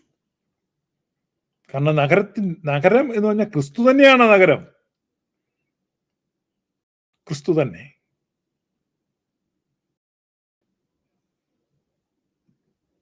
അടിസ്ഥാനമുള്ള ഈ ഭൂമിയിലെ നഗരം യെരൂശലേമാണ്. ഇപ്പൊ ക്രിസ്തു ആകുന്ന ആ സിറ്റി, ക്രൈസ്റ്റ് ദ സിറ്റി. അപ്പൊ അതുകൊണ്ടാണ് എബ്രായ ലേഖനത്തില്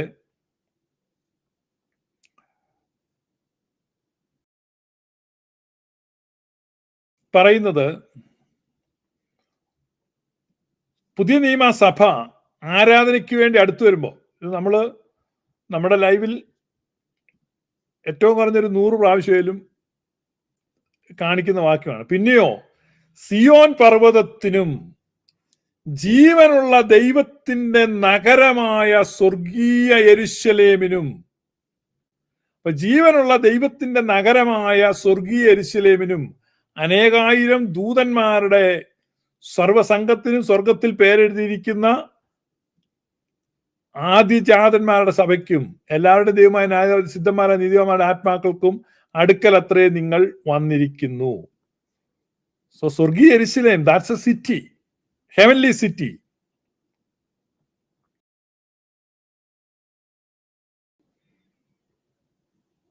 that's A city of God. അപ്പൊ ദൈവനഗരം ഇറങ്ങി വരുന്നതായിട്ട് വെളിപ്പാട് പുസ്തകത്തിൽ നമ്മൾ കാണുന്നു.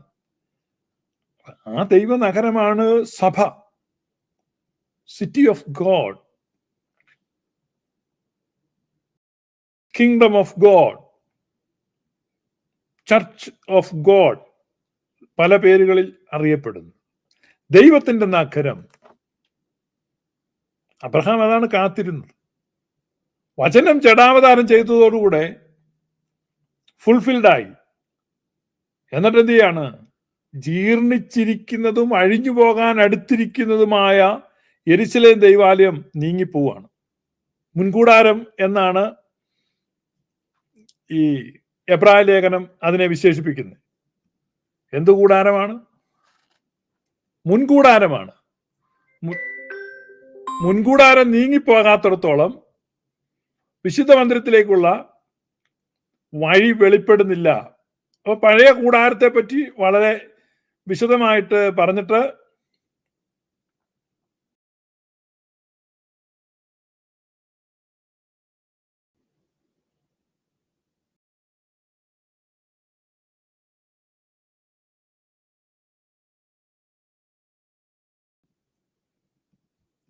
ഇപ്പം ഇവിടെ പറയാണ്, ക്രിസ്തു വാസ്തവമായതിന്റെ പ്രതിബിംബമായി കൈപ്പണിയായ വിശുദ്ധ മന്ദിരത്തിലേക്കല്ല, ഇപ്പോൾ നമുക്ക് വേണ്ടി ദൈവസന്നിധിയിൽ പ്രത്യക്ഷനാവാൻ സ്വർഗത്തിലേക്ക് അത്രേ പ്രവേശിച്ചു. The real has come. അപ്പൊ ബാക്കിയൊക്കെ എന്താണ്? പ്രതിബിംബമാണ്. അതിനെ എബ്രായ ലേഖനം വേറൊരു പേര് പറയുന്നുണ്ട്, ബലഹീനമായ, ദുർബലമായ,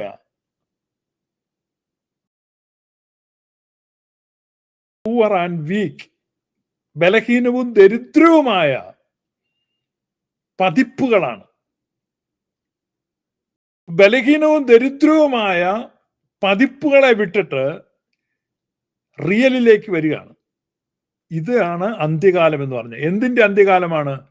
പതിപ്പുകളുടെ, കോപ്പികളുടെ, പ്രതിബിംബങ്ങളുടെ അന്ത്യകാലമാണ്. അതെല്ലാം പ്രതിബിംബമായിരുന്നു. നിഴലുകളിൽ അവർ ശുശ്രൂഷിച്ചു, നിഴലുകളിൽ അവർ വ്യവഹരിച്ചു, നിഴലുകളിൽ അവർ അഭിരമിച്ചു.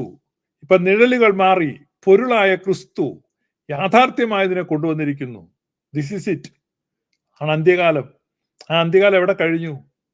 1-ാം നൂറ്റാണ്ടിൽ അവസാനിച്ചു. ആ അന്ത്യകാലത്തിന്റെ ഈ ഫെയ്ഡിങ് ഗ്ലോറിയാണ് നമ്മൾ ഈ ഫസ്റ്റ് സെഞ്ചുറി കാണുന്നത്. അവിടുന്ന് അങ്ങോട്ട് മാറി AD 70 ആയപ്പോൾ അത് പൂർണ്ണമായും ദൈവാലയ നാശം സംഭവിച്ചു. അവിടെ ദൈവരാജ്യം ശക്തിയോടെ വെളിപ്പെട്ടു. ഇതാണ് അന്ത്യകാലം എന്ന് പറഞ്ഞപ്പോ ഇനി അന്ത്യകാലമല്ല, ഇത് പുതിയ കാലമാണ്. നീതി വസിക്കുന്ന പുതിയ ആകാശത്തിനും പുതിയ ഭൂമിക്കുമായി നമ്മൾ കാത്തിരിക്കുന്നു എന്ന് പറഞ്ഞ ആ പുതിയ ആകാശവും പുതിയ ഭൂമിയും വന്നു കഴിഞ്ഞിരിക്കുന്നു. New heavens and new earth. പുതിയ ആകാശവും പുതിയ ഭൂമിയും. പുതിയ ആകാശത്തിനും പുതിയ ഭൂമിക്കും കീഴാണ് ഇന്ന് സഭ നിൽക്കുന്നത്. പഴയ ആകാശവും പഴയ ഭൂമിയും, പഴയ സമ്പ്രദായങ്ങൾ, പഴയ സങ്കല്പങ്ങൾ, പഴയ ചിന്തകൾ, പഴയ ആചാരങ്ങൾ, പഴയ അനുഷ്ഠാനങ്ങൾ, അവയിൽ നിന്ന് മാറി പുതിയതിലേക്ക് വന്നു. ഇതാണ് ക്രിസ്തു കൊണ്ടുവന്ന മാറ്റം. അപ്പൊ അവിടെ ആ കാത്തിരിപ്പ് അവിടെ ഫുൾഫിൽഡ് ആയി. No more waiting. ഇനി എന്തിനാണ് കാത്തിരിക്കുന്നത്? ഇനി അങ്ങനെ ഒരു കാത്തിരിപ്പില്ല.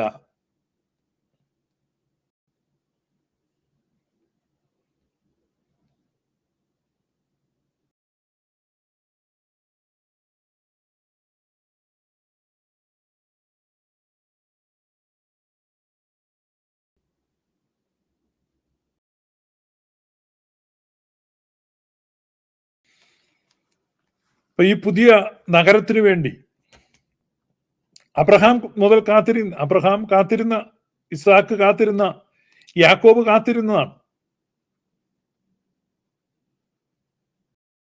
ആ കാത്തിരിപ്പ് പൂർത്തിയായെന്നാണ് യേശു കർത്താവ് പറഞ്ഞത്. ആ കാത്തിരിപ്പ് അതിന്റെ കൺസ്യൂമേഷൻ പോയിന്റ് ആണ്. അവിടെയാണ് ദൈവാലയം തകരപ്പെടുന്നത്. അത് മാറി പൂർണ്ണമായും അതിന്റെ അവശിഷ്ടങ്ങൾ നീക്കപ്പെട്ടു. കല്ല് കല്ലിന്മേൽ ശേഷിക്കാതെ നീക്കപ്പെട്ടു. ഈ കർത്താവിന്റെ വരവിനെ പറ്റി നിങ്ങൾ കാണുമ്പോൾ ഒരുപാട് കാര്യങ്ങൾ കാണുന്നുണ്ട്. ആ കാര്യങ്ങളൊക്കെ നിങ്ങൾക്ക് കാണാൻ പറ്റും. AD 70 ഈ ഡിസ്ട്രക്ഷൻ ഓഫ് ടെമ്പിളിൽ അതെല്ലാം ഫുൾഫിൽഡ് ആവുന്നുണ്ട്. എല്ലാം നിറവേറിയിട്ടുണ്ട്. അയ്യോ, എല്ലാം നിറവേറി കഴിഞ്ഞു. ഈ സാധാരണ ഇവർ പ്രസംഗിക്കുമ്പോൾ കർത്താവിന്റെ വരവ് 2 ഘട്ടങ്ങളായിട്ടാണ് നടക്കുന്നത്. 2 phases പറയും. കാരണം ഈ വാക്യങ്ങളെല്ലാം കൂടി എടുത്തു വെച്ച് വരുമ്പോൾ ഇത് ഒരുമിച്ച് വരുന്നു എന്ന് തോന്നത്തില്ല. അപ്പൊ 2 phase ഉണ്ട്. അതാണ് പല കാര്യങ്ങൾ പറയുന്ന എല്ലാം കൂടി ഒരുമിച്ച് എടുത്തു വെച്ചിട്ട് ഒരുമിപ്പിക്കാൻ നോക്കും. അപ്പൊ ഇത് 2ആയിട്ട് തോന്നും. എന്താണ് 2 അപ്പൊ ആദ്യത്തെ ആമുഖത്തിൽ പറഞ്ഞിട്ടുള്ള കാര്യങ്ങളെല്ലാം ഈ AD 70 സംഭവിച്ചു. അപ്പൊ ഇവർ പറയുന്നതിന് ആവർത്തനമുണ്ട്, ഡബിൾ ഫുൾഫിൽമെന്റ്. ബൈബിളിന്റെ എവിടെയാ പറയുന്നത്? 2 പ്രാവശ്യം ആവർത്തിക്കും. നമ്മൾ ഈ എണ്ണയൊക്കെ വൈദ്യന്മാർ കാച്ചുമ്പം 4 ആവർത്തിച്ചു, 8 ആവർത്തിച്ചു, 16 ആവർത്തിച്ചു ഇങ്ങനെയാണ്. അപ്പൊ ഈ പറഞ്ഞ കാര്യങ്ങൾ ഇനി ഒന്നുകൂടെ ആവർത്തിക്കും. ഒന്നുകൂടെ ആവർത്തിക്കാൻ വേണ്ടി ഈ യെരുശലേം ദേവാലയം ഒന്നുകൂടെ പണിയും. കൊള്ളാം. എന്നിട്ട് അത് വീണ്ടും ആവർത്തിക്കും. ഇതൊന്നും ബൈബിൾ പറയുന്ന കാര്യമല്ല. ഫുൾഫിൽഡ് ആയി കഴിഞ്ഞു. അത് കഴിഞ്ഞു പോയി, നിറവേറി. അപ്പൊ 1ാമത്തെ ആമുഖത്തിൽ പറയുന്ന കാര്യങ്ങളെല്ലാം നിറവേറി. ഇത് രഹസ്യവരവ് എന്ന പേരിലാണ് ഇവര് അതിനെ വിശേഷിപ്പിക്കുന്നത്. ഈ രഹസ്യവരവ് എന്ന് പറയുന്ന കാര്യങ്ങളിൽ പറഞ്ഞിട്ടുള്ള കാര്യങ്ങളെല്ലാം AD 70 നടന്നു. ഇനിയുള്ളത് മഹത്വപ്രത്യക്ഷതയാണ്. സോ കർത്താവിന്റെ മഹത്വത്തിന്റെ എഴുന്നള്ളത്താണ്, ഗ്ലോറി. അതാണ് സഭ കാത്തിരിക്കുന്നത്. നിക്കാ വിശ്വാസ പ്രമാണത്തിലൊക്കെ പറയുന്നത് കർത്താവിന്റെ മഹത്വത്തോടെയുള്ള എഴുന്നള്ളത്തിന് വേണ്ടി ഞങ്ങൾ നോക്കി പാർത്തിരിക്കുന്നു. ഗ്ലോറി അപ്പിയർ ചെയ്യുന്നത്. ഭൂമി മുഴുവൻ കർത്താവിന്റെ ജ്ഞാനം കൊണ്ട് നിറയുമ്പോൾ ഭൂമി സ്വർഗത്തിന് തുല്യമായി തീരുന്നത്. അതുകൊണ്ടാണ് കർത്താവിന്റെ ഹിതം സ്വർഗത്തിലെ പോലെ ഭൂമിയിലുമാകണമേ എന്ന് പ്രാർത്ഥിക്കാൻ യേശുദമ്പുരാൻ പഠിപ്പിച്ചതും ആ പ്രാർത്ഥന ഇന്നും ഉരുവിടുന്നതും. ഇതുവരെയും സ്വർഗത്തിലെ പോലെ ഭൂമിയിൽ ദൈവഹിതമായിട്ടുള്ള സ്വർഗതുല്യമായി മാറുന്ന ആ ദിവസത്തിന് വേണ്ടി കാത്തിരിക്കുക. അതാണ് നമ്മൾ നോക്കി പാർത്തിരിക്കുന്നു എന്ന് പറയുന്നത്. So we are not looking for actually the second coming എന്ന് പറയുന്നത് ജഡ്ജ്മെന്റ് ഓഫ് ജെറുസലേമാണ്. അതാണ് അവിടെ പറഞ്ഞ ആ വരവ്. അതുകൊണ്ടാണ് ഭയത്തോടും വിറയലോടും കൂടെ കാത്തിരിക്കണം. ആ നാൾ വരുമ്പോൾ എന്തിനാണ് ഈ ഭയവും വിറയലും? ഭയങ്കര നാശമാണ് വരാൻ പോണത്. നിങ്ങൾക്ക് മനസ്സിലായി? ഇപ്പൊ ഈ ഗസായില് താമസിക്കുന്ന ആളുകളോട് ചോദിച്ചാൽ മതി എങ്ങനെയാണ് ഭയത്തോടും വിറയലോടും കൂടെ ഇരിക്കുന്നത്. ഇസ്രായേലിന്റെ എന്ത് സാധനമാണ് വന്ന് പൊട്ടാൻ പോണെന്ന് അറിയത്തില്ല. മനസ്സിലായോ? യെരുശലേമിൽ താമസിക്കുന്നവർ സൈന്യങ്ങൾ യെരുശലേമിനെ വളഞ്ഞിരിക്കുന്ന കാണുമ്പോൾ അതിന്റെ ശൂന്യകാലം അടുത്തിരിക്കുന്നു എന്ന് അറിഞ്ഞുകൊള്ളുവീൻ. കർത്താവ് പറഞ്ഞു. സൈന്യം ഇങ്ങനെ ആർത്തലച്ചു വരിക. അപ്പോഴാണ് AD 66 വന്നപ്പോൾ ഒരു ചെറിയ പഴുത് കിട്ടുന്നത്. റോമൻ സൈന്യത്തിന് ഒരു പരാജയം സംഭവിച്ചു. ആ ലാക്കിന് ക്രൈസ്തവരെല്ലാം അവിടുന്ന് മലകളിലേക്ക് ഓടിപ്പോയി. ഇതാണ് സംഭവിച്ചത്. നിങ്ങളുടെ ഓടിപ്പോക്ക് ശബത്തിലോ ശീതകാലത്തിലോ സംഭവിക്കാതിരിക്കാൻ പ്രാർത്ഥിച്ചുകൊള്ളി. ശബത്തിലും ശീതകാലത്തിലോ അല്ല സംഭവിച്ചത്, ഫോൾ സീസണിൽ സംഭവിച്ചു. ഓട്ടം സീസൺ, അതായത് ഈ സമയം, ഈ ഒക്ടോബർ മാസം അവർ ഓടിപ്പോയി. യേശു കർത്താവ് അതാ പറഞ്ഞു, നിങ്ങൾ പ്രാർത്ഥിക്കേണ്ടത് അത് മാത്രമാണ്. ഓടിപ്പോക്ക് ഒഴിവാക്കാൻ പ്രാർത്ഥിക്കല്ലോ, ഓടിപ്പോണ്ടി വരും. ശീതകാലവും ശബത്തും ഒന്നും ആകാതെ കർത്താവെ സഹായിക്കണമെന്ന് പ്രാർത്ഥിച്ചു, നിങ്ങൾ പോകും, രക്ഷപ്പെട്ടു. ആ നാളുകളിൽ മഹാ കഷ്ടമുണ്ടാകും. സംഭവിച്ചു. AD 70 ഭയത്തോടും വിറയലോടും കൂടെ കർത്താവിന്റെ വരവിന് വേണ്ടി കാത്തിരുന്നാണ്. എന്ന് പറഞ്ഞു കഴിഞ്ഞാൽ ഇത് ഡിസ്ട്രക്ഷൻ ഓഫ് ജെറുസലേമാണ്. ജെറുസലേം തകരുന്നതിനെ കുറിച്ചാണ് പറഞ്ഞത്. ഭയം വേണമായിരുന്നു, വിറയൽ വേണം. ഇനിയിപ്പം ഭയത്തോടെ വിറയലോടെ ആരും ഇരിക്കണം. മനസ്സിലായോ? ഇനി ഭയത്തോണ്ട് എന്തിനാ പേടിച്ചോണ്ടിരിക്കുന്നത്? ഇതാണ് ഒത്തിരി ആളുകൾ വന്നിട്ട് ഈ വാക്യങ്ങളൊക്കെ അസ്ഥാനത്ത് നിന്ന് എടുത്തുദ്ധരിച്ചിട്ട് ഇതാ നോക്ക്, നിങ്ങൾ പേടിച്ചിരിക്കുക, നിങ്ങൾ പേടിച്ചോ എന്നൊക്കെ. നമ്മൾ പേടിക്കേണ്ട ആവശ്യമില്ല. മനസ്സിലായില്ലേ? ആ രീതിയിലുള്ള ഒരു ഭയം, അത് ജെറുസലേമിനെ സംബന്ധിക്കുന്ന കാര്യങ്ങളാണ്. പിന്നെ നമ്മുടെ ഈ ന്യായവിധി, ഭയങ്കര ന്യായവിധിയായിരുന്നു ജെറുസലേമിൽ സംഭവിച്ചത്. It has happened. അത് യേശു കർത്താവ് പറഞ്ഞു, നിങ്ങളെ ചേർക്കാൻ എനിക്ക് മനസ്സാണ്, പക്ഷെ നിങ്ങൾക്ക് മനസ്സല്ല. സോ അനിവാര്യമായത് അത് സംഭവിച്ചു, അത് സംഭവിക്കും. റോം ജെറുസലേമിനെ തകർത്ത് കളഞ്ഞു, അവിടെ കൊണ്ടത് നീക്കപ്പെട്ടു. നിങ്ങൾക്കറിയാം, കർത്താവ് എപ്പോഴും ഈ അങ്ങനെയാണ് പ്രവർത്തിക്കുന്നത്.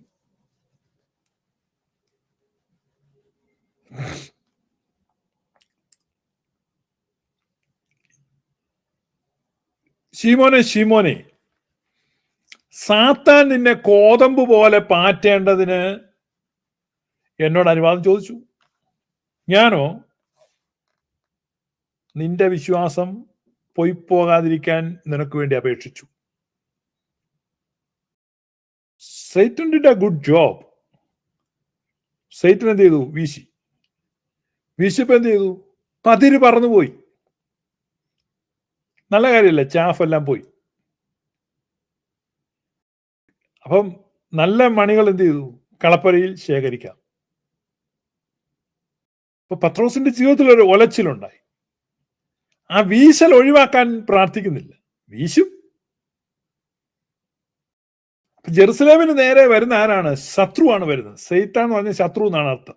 സൈറ്റൻ വാക്കിന്റെ അർത്ഥം എനിമീന്നേ ഉള്ളൂ. സൈറ്റൻ ഇപ്പൊ ചൈന ഇന്ത്യ ആയിട്ട് യുദ്ധമാണെങ്കിൽ ഇന്ത്യയുടെ സൈറ്റനാണ് ചൈന, അങ്ങനെയാണ് വാക്കിനകത്ത് അത്ര അർത്ഥമുള്ളൂ. അല്ല, അതൊരു എൻറ്റിറ്റി ഒന്നുമല്ല. സൈറ്റൻ എന്ന് പറഞ്ഞാൽ ശത്രു. അപ്പം ശീമോനെ, ശത്രു നിന്നെ വീശാൻ അനുവാദിച്ചു. അപ്പൊ ശത്രു വീശാൻ അനുവാദം ചോദിക്കുമ്പോൾ ഒരിക്കലും കർത്താവ് ശത്രുവിനെ തകർക്കാനോ ശത്രുവിനെ തടയാനോ പോകുന്നില്ല. ശത്രു വീശും. പക്ഷെ ബുദ്ധിപൂർവം എന്ത് ചെയ്യണം? നമ്മൾ അതിൽ നിന്ന് ഒഴിയണം. നമ്മളിൽ വേണ്ടാത്തതൊക്കെയാണ് പോകുന്നത്. ജെറുസലേമിന് നേരെ റോം വരികയാണ്. കർത്താവ് പറഞ്ഞ്, ജെറുസലേമേ നിന്നെ ചേർക്കാൻ എനിക്ക് എത്രയോ തവണ മനസ്സാണ്, പക്ഷെ നിനക്ക് മനസ്സല്ല. ഇപ്പൊ ഒത്തിരി പേര് ചോദിക്കുന്നുണ്ട്, യേശുക്രിസ്തു ആണോ യെരുശലേം ഇടിച്ചു കളഞ്ഞ്? യേശുക്രിസ്തു അല്ല, റോമക്കാരാണ്. കർത്താവ് ആരെന്ത് ചെയ്തു? തനിക്കുള്ളവരെ അറിയുന്നു, അവർ സകല അനീതി വിട്ട് അകന്നുകൊള്ളട്ടെ എന്നതാകുന്നു അതിന്റെ മുദ്ര. യെരുശലേമിലുള്ളവർ അവിടെ നിന്ന് എന്ത് ചെയ്തു? ഓടി രക്ഷപ്പെട്ടു. ബാക്കി ഒരുപാട് പേർ അതിനകത്ത് പെട്ടു. അപ്പൊ അവിടെ യേശുക്രിസ്തുവിന്റെ കാലത്തൊരു ഗോപുരം ഇടിഞ്ഞു വീണു, ഷീലോഹോവിലെ ഗോപുരം. 18 പേര് മരിച്ചു, 18 പേർ. അപ്പൊ യേശുക്രിസ്തുവിന്റെ അടുത്ത് വന്നിട്ട് അവര് പറഞ്ഞു, കർത്താവേ, അവിടെ ശീലോഹോവിലെ ഗോപുരം ഇടിഞ്ഞു വീണു, 18 പേര് കൊല്ലപ്പെട്ടു. യേശുക്രിസ്തു ഇതിൽ അത്ഭുതപ്പെടാൻ എന്തിരിക്കുന്നു? അല്ലല്ല, മാനസാന്തരപ്പെടാഞ്ഞാൽ നിങ്ങൾ എല്ലാവരും അങ്ങനെ തന്നെ നശിച്ചു പോകും. ഒരു ചെറിയ സാമ്പിൾ ആയിരുന്നത്. അപ്പൊ ആ ഗോപുരം ഇടിഞ്ഞു വീണ് 18 പേര് മരിച്ചതുപോലെ യെരുശലേം ഇടിയാൻ പോവാം. നിങ്ങൾ മാനസാന്തരപ്പെടുക. എന്താണ് മാനസാന്തരം? ജുദായിസം വിട്ട് മാറുക. ഇത്രയേ ഉള്ളൂ കർത്താവ് പറഞ്ഞു. ഇത് ജീർണിച്ചതാണ്, അഴിഞ്ഞു പോകാൻ അടുത്തിരിക്കുന്നു. ഇത് കല്ലുമേൽ കല്ല് ശേഷിക്കുകയില്ല. അതാണ് അന്ത്യകാലം. ആ ന്യായപ്രമാണ യുഗത്തിന്റെ അന്ത്യം, യാഗകർമാദി വ്യവസ്ഥകളുടെ അന്ത്യം, ആ അന്ത്യമാണ് അന്ത്യകാലം. അല്ലാതെ ഈ പ്രപഞ്ചത്തിനൊരു അന്ത്യകാലമില്ല. ഇപ്പൊ നമ്മൾ ഈ കാണുന്ന, മുകളിൽ കാണുന്ന സൂര്യനും ചന്ദ്രനും നക്ഷത്രങ്ങളും ഒക്കെ ഉള്ള ഈ ഭൂമി അല്ല ഈ പ്രപഞ്ചം, ഇതിന്റെ ഒരു അന്ത്യകാലമല്ല. അതിനെപ്പറ്റി ഇങ്ങനെ നാസ പറഞ്ഞു 500 കോടി കൊല്ലവും കൂടിയേ ഇനി സൂര്യൻ കത്തത്തുള്ളൂ. നാസ അല്ല, ഈയിടെ അങ്ങാണ്ട് നമ്മുടെ മലയാളിയായ ISROയുടെ ചെയർമാൻ പറഞ്ഞിട്ടുണ്ട് 500 കോടി കൊല്ലവും കൂടി ഉള്ളൂ, ഇനിയിപ്പോ എന്ത് ചെയ്യും? ഞാൻ വലിയ ബുദ്ധിമുട്ടാണ്, പെട്ടെന്ന് വല്ല കടുകിനകത്ത് കയറിയിരിക്കണം. കാരണം 500 കോടി കൊല്ലവും കൂടെ അല്ലേ ഉള്ളൂ, അതേ ഇല്ലല്ലോ. അപ്പൊ ഈ 500 കോടി കൊല്ലവും കൂടെ ഉള്ളു. ഈ പ്രപഞ്ചത്തിന്റെ അന്ത്യത്തെക്കുറിച്ചാണ് ഈ ബൈബിളിൽ പറഞ്ഞിരിക്കുന്നതെന്നൊക്കെ ചിന്തിച്ച് വെറുതെ മനസ്സ് വഷളാക്കുകയാണ്. ഇതൊന്നും അല്ല അവിടെ പറഞ്ഞത്. അവിടെ പറഞ്ഞ ഒരു ചെറിയ കാര്യമാണ്, അത് കൃത്യമായി നടന്നു. ഇത് വലിയ കാര്യമാക്കി നിങ്ങൾ കൊണ്ടുപോരരുത് പ്രിയപ്പെട്ട സഹോദരങ്ങളെ. നിങ്ങൾ കർത്താവിനും അപ്പോസ്തലന്മാർക്കും നാണക്കേട് വരുത്തരുത്. കർത്താവ് പറഞ്ഞത് ആ അന്ത്യകാലം, ആ ന്യായപ്രമാണ യുഗത്തിന്റെ അന്ത്യമാണ്.